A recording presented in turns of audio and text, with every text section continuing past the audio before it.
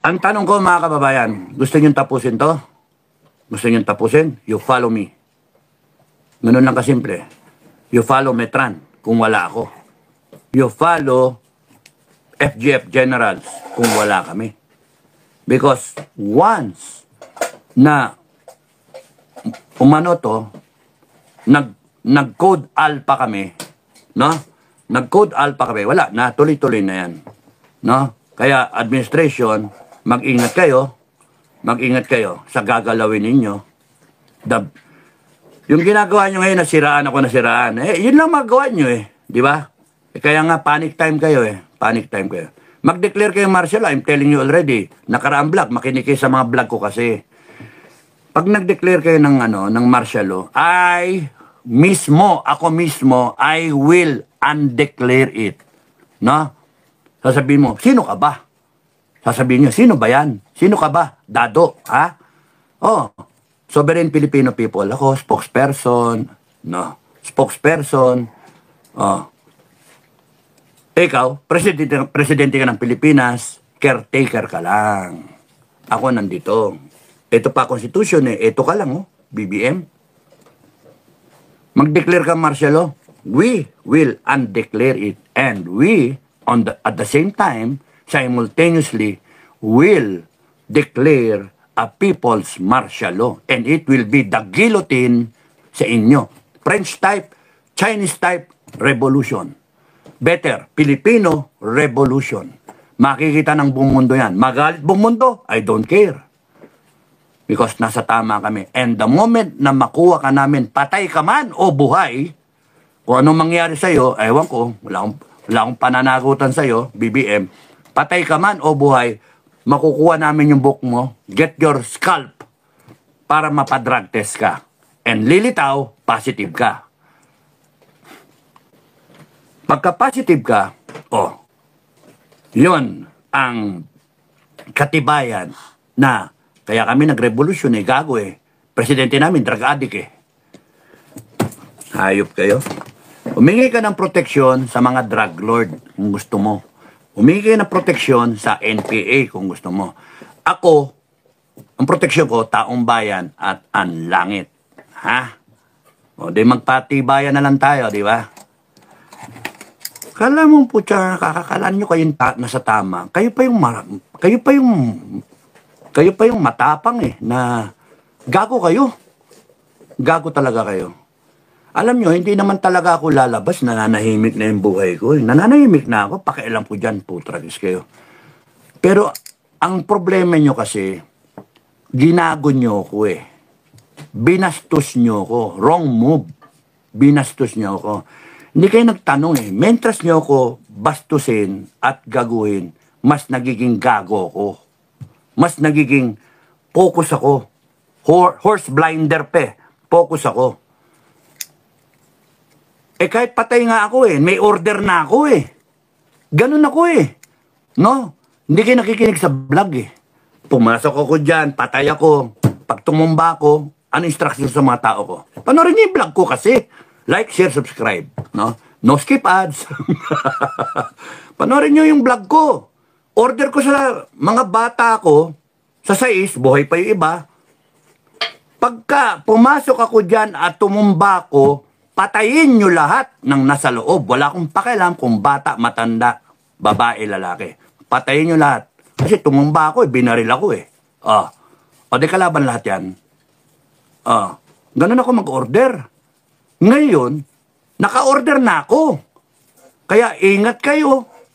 Ingat kayo sa ikikilos ninyo. Pati si Bukay, damay dyan. Pati yung mga commander ko, damay dyan. Mag-ingat kayo. Kakalabanin nyo, ilang milyon? 21 million. 31 na nga ngayon. 31 million. Hindi na makagulapay ang aming personnel. Officer. Yung commander namin, si Reggie. Hindi na Ay, yung ibang commander namin tulog. Kaya sabi ko kay Commander Bukay, basta nag-affiliate, gawin mong Lieutenant General o 4-star yung pinaka-head ng grupo na yan. And then, diretso na sa atin. Kung hindi kaya, diretso mo dun sa area commander. Pero hindi, 4-star, 3-star eh. Diretso sa atin. So that you can command. We can command them. Imagine yung affiliated din dami. So, ilan na yung 4-star namin? Ilan na yung 3-star namin? Oh, may kakalabanin ninyo FGF? No way. No way. Eh, ang mangyayari dyan eh, hindi lang 10:1. Eh, kung sa 10 milyon na lang kamo eh. Sa 10 milyon, oh, ay harap nyo ilan? 500,000? Oh, 200:1. Kung tama yung math ko. Oh, 200:1. O nga, no? Oh. Eh, kaya nga, kahit isa lang ang may armas, eh, babagsak yun, may pipick up ng armas niya. Eh, ang armado namin, nasa 2M. Oh, have you checked lately? Ilan yung may armas na rehistrado? Ay, nako. Ilan yung sumasali nga sa amin ang unang salita? Sir, may armas ako. Pagod. Pero huwag niyong dadalhin yung armas ninyo. Pagka lumabas tayo, huwag niyong dadalhin. Walang magdadala. Babatukan ko yung magdala ng armas. Let's resolve this peacefully. Okay? Makuha sa salita. Makuha sa peaceful means.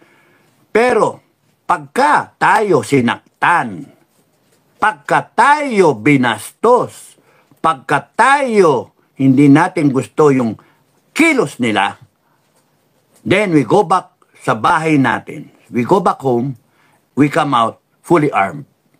And it's a revolution. Itong mga to, natatakot na eh. Kaya ang pinakamaganda niyan, mag-abroad na kayo. Umalis na lang kayo kung gusto nyong mabuhay.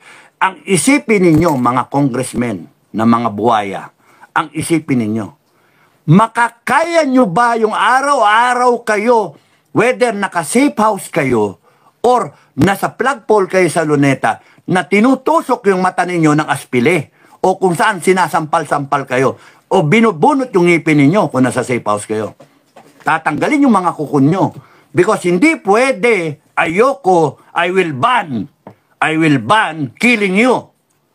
I will ban killing you instantly. Ano yan? Instant noodles? No.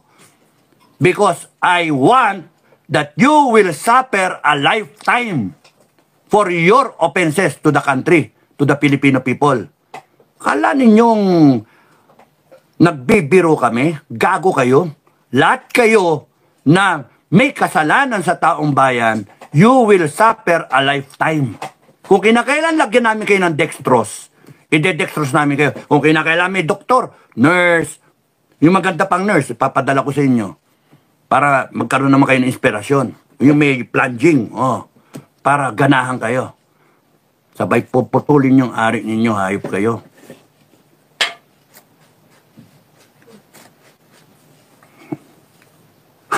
Mga naalala ko yung mga tao ko sa 6 company noon eh. No? Yung ginawa nila, yung bihag, sinaksak yung kugon. Yung kugon na ganito, yan kugon, ganyan, kalaki. Yung kugon. Tinulisan. Tapos noon eh, hawak nila yung bird. Siyempre, inano nila para maging talong. Sabay sinaksak yung kugon eh. Eh, sigaw yung ano, agoy! Agoy! Iyak yung ano. Isipin yung congressman, kayo, pagka kayo nahuli namin. Gagawin namin siya. Ako, wala akong kahit ako huliin nyo eh. I don't care, I can. Tatawanan ko pa kayo. I look straight in your eye and duraan ko pa kayo. Tatawanan ko lang kayo, gawin nyo sa akin yan. Pero kayo inaalala ko. Pagka kayo nahuli namin, and you will have a lifetime of punishment. Either naka-safe house kayo under us, no? FGF. Kasi papagpraktisan ko kayo. Sasabihin ko, kukunan ko pa kayo. I-upload ko pa yan, training, walang ads. Training sa FGF, ganyan ang gagawin nyo sa kalaban. Ako mismo ang kakalantari sa inyo. Training, film, para sa mga FGF, ganyan ang gagawin sa mga kalaban ng bansa, mga dayuhan na kalaban. Para matuto kayo kung paano pumiga ng impormasyon na saan yung mga ninakaw nyo? Kanino nakapangalan? Ayaw mo ha? Ayop kayo. Tumakas na lang kayo kung gusto nyo hanggat kaya nyo pa. Kasi pag kayo nahuli, nasarahan namin ng airport. Good luck sa inyo.